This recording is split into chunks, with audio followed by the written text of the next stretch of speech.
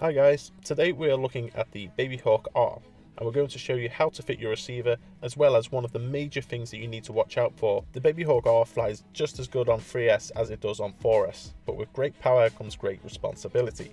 The first thing you're going to want to do is take off the shell so you can get to the FC stack.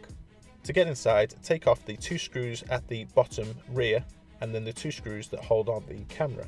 You'll then be able to lift the shell off. And inside you'll find just enough room to fit a micro receiver. Here we are using the XSR Micro. We suggest going with this because it's just about small enough and gives you really good range. Emax have made installing your receiver very easy. They've already included the cables and they're soldered onto the flight controller. All you need to do is attach the three cables to your receiver with the ground, the signal and the positive. Now space management is very important because this quad is so small, so try and make your cables as short as possible. And make sure that when you put the shell back on, it doesn't push the stack down anymore.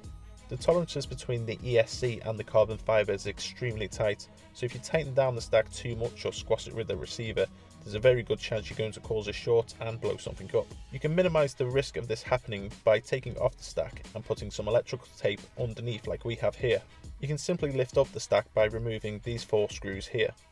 You can use anything thin and non-conductive to make sure that no contact is made between the electronics and the carbon fiber.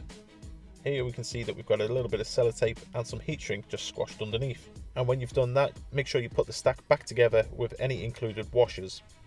It's very important when you're tightening these screws that you don't do it too much.